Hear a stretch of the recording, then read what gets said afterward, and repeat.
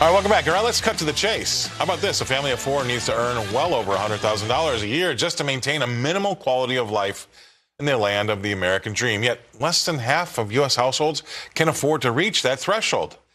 A recent study by the Ludwig Institute for Shared Economic Prosperity explored really what it takes for Americans to maintain a minimal quality of life. They call that the MQL quotient, right?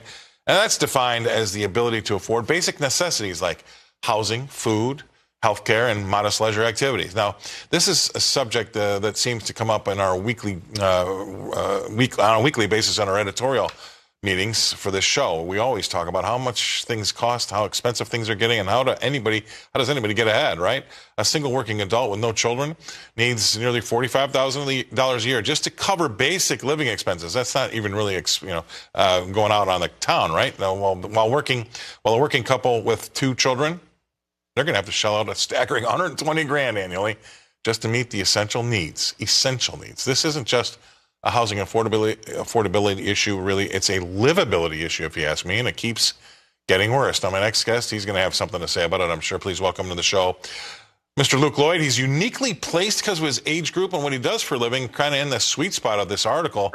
And Luke, I feel as though I think I did glance at your notes before I came out to the studio, and I think we're probably on the same page. I said it's not an affordability, it's a livability issue. What do you say?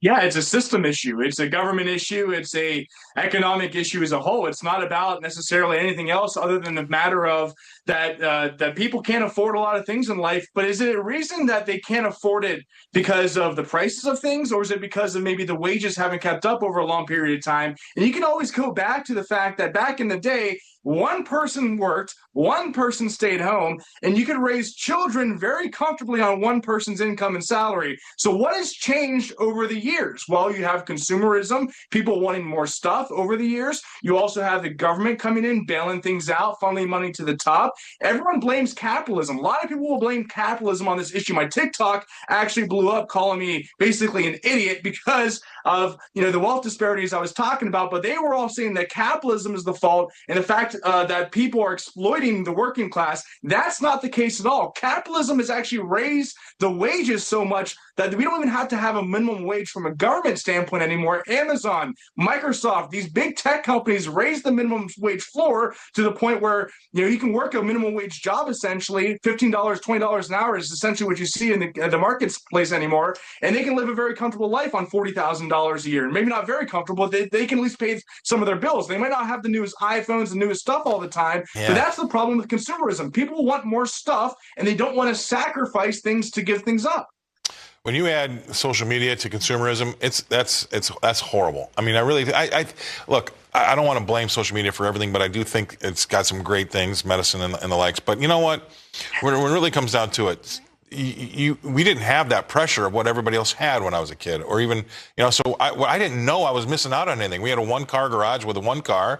We had one black and white TV, and I shared a bedroom with my brother. I didn't think that was abnormal. Boy, that's abnormal today. If you take a look at everybody's Facebook page, I mean, how great they're living. So I think that adds up to a lot of stress, and people overextend themselves, and they make it hard on themselves.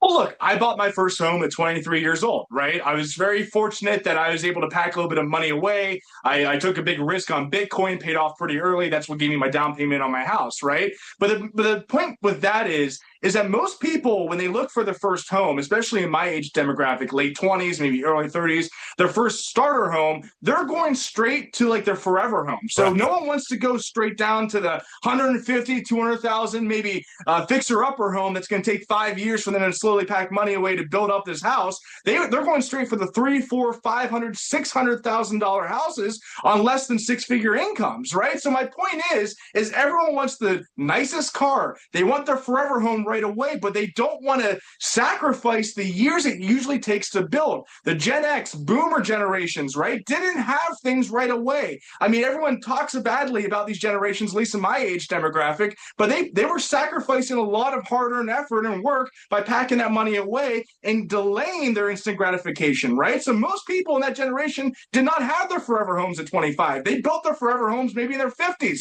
So everyone in these younger age groups are trying to rush things so quickly that they're getting themselves into long-term issues they'll never figure out themselves. I mean, I can't say any better than that. You're exactly right. And it's, I've seen it happen to friends and kids and the likes where everybody wants to live life so fast. Things take time. You have to save and you have to earn, and trying to get everything done tomorrow doesn't pay off very well. And you do get yourself into trouble, especially with money. And we've got people that are delinquent on loans when it comes to cars and hoses like we've never seen before. It's because they overextend themselves because they want it all today. There's nothing out there anymore.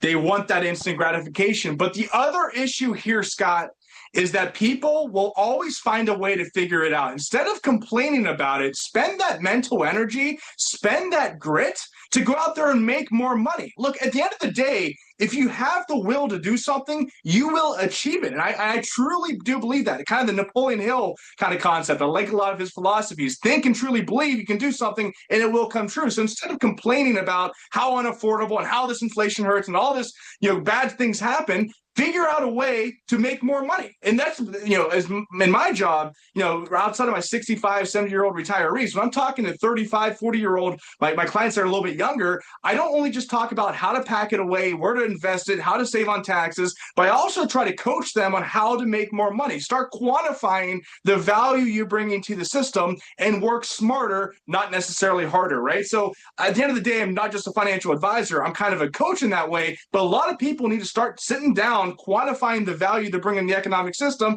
and then they can figure out why they're being paid a certain amount of money. Then they can figure out how to make more money by adding more value.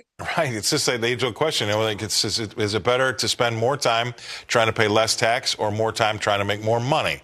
I mean, and those things, right. you have to sit down and look at yourself in the mirror and decide what each one means to you and how hard it's going to be for each one, and you'll come up with the answer. Generally speaking, I say you try to make more money, but I may be wrong. But I think you're exactly right. And so the world's changed a lot since I had shared my bedroom with my brother, and we had one car and one black and white TV. And because my brother was a little younger, Luke, we made him get up and change the channel, so he was our remote control back then. I think the government safety nets have screwed up people's brains to the fact that they don't want to work anymore. They want someone else to take care of them. They don't want to go out and live the American dream themselves. And it's sad because they've given up, because they've just kind of chucked it over to the government and said, I'll take your free money and you can have my dreams. And that's what I don't like about UBI. That's a whole other show, though. Thank you very much for being on, Luke. Luke Lloyd coming to us from the Lloyd Financial Group in Covington, Kentucky.